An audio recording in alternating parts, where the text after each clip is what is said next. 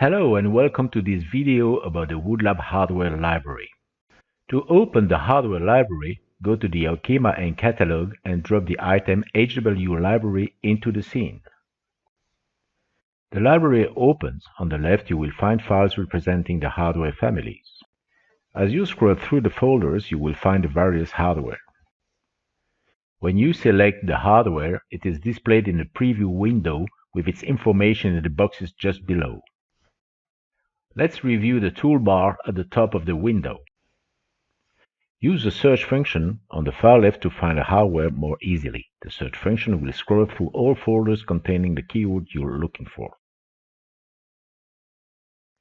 Just to the right there are three icons with a gear. The icon on the left with a pair of glasses allows you to choose whether or not to display the preview. The other two icons allow to refresh the hardware previews. Three following icons, consisting of a blue block and cylinders, allow you to change the display mode of the preview.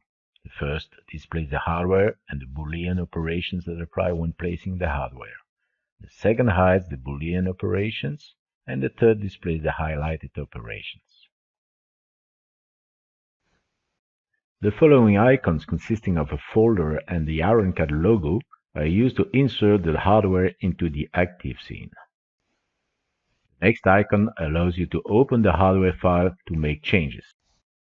Now, let's focus on the preview window. Here you will see the selected hardware with its origin point and the Boolean operations that make it up. A toolbar allows you to orient the model according to your wish. You can also use the mouse and the scroll wheel to do this. Underneath is all the hardware information.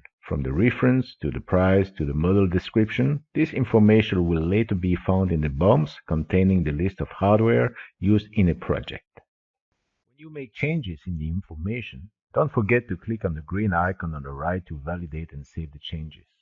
To exit the hardware library, click on the green button in the top right corner, and if you want to validate changes made.